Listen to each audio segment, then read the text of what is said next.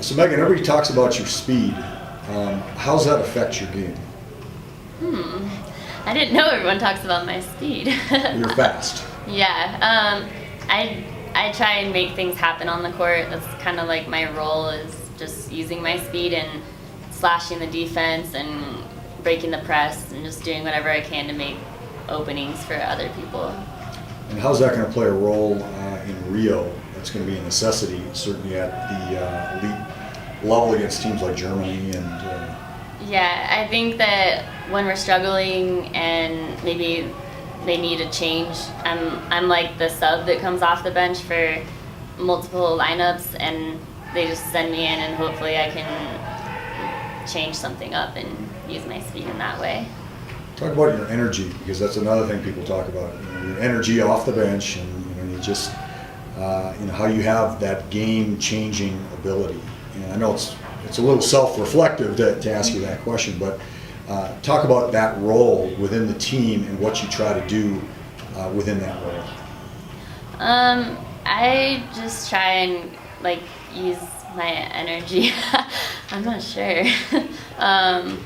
It's a self-reflective question there. Yeah. How do you look at your role within the team? It's that spark off the bench. Is it the?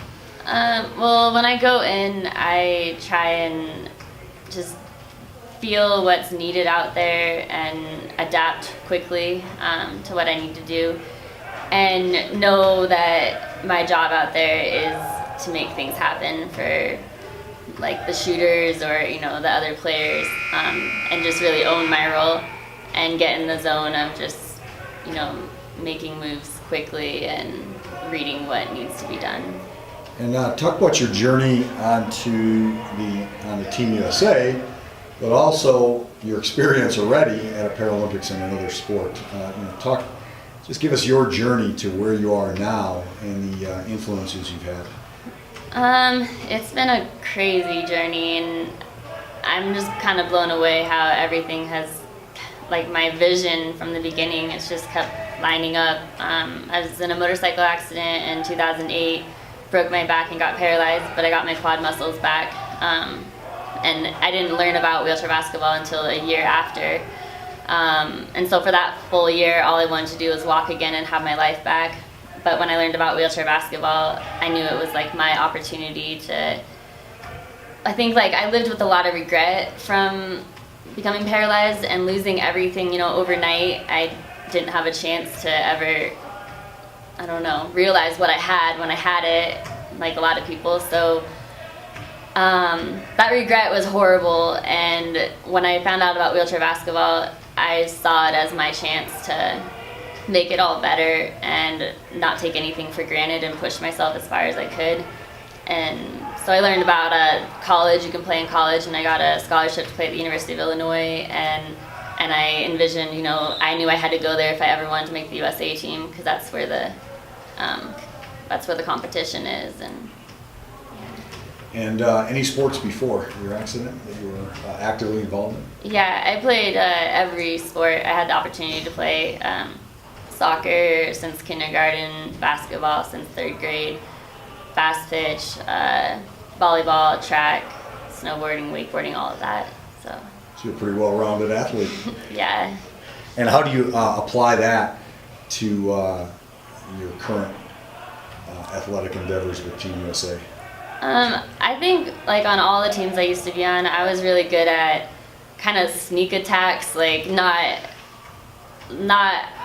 allowing the players to know what I was about to do. I mean, I was kind of good at that. So I feel like I just have those instincts all around when I'm in the zone, and even baseball, I feel like that's helped me with hand-eye coordination and just everything. And tell us about your other Paralympic endeavor. I also did para-canoe. I learned about that when I got home from college my first year. That summer, I kind of needed something to get me through the summer, because when I went to school to play basketball, I used that to focus and keep myself moving forward and positive after my accident. And so when I went home and I didn't have that team there to play with, I was lost once again, but then I found out there was a paracanoe that I could go down and kayak and compete, and so I went down the day I found out, and I joined the team, and I just pushed myself every day, and that's what got me through the summer, and it ended up leading me to the Paracanoe World Championships in 2013.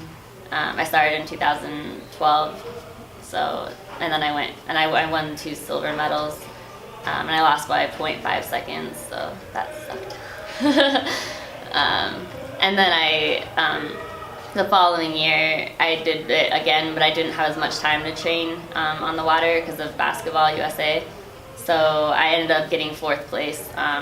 But I felt good for what I was able to do with the amount of training I was able to do for it. Talk about Rio. Talk about the chemistry of the team. Certainly several of the athletes that have come through here have talked about. It seems to be a unique blend. Everybody's getting along, and that plays a big role, obviously, if your aspirations are bold. Yeah, I think our team is extremely unique, and I couldn't ask to be on a better team. Everyone is so encouraging and supportive, and everyone has something to bring to the team.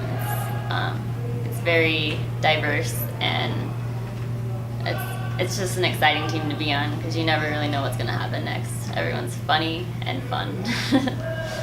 Anything else to add?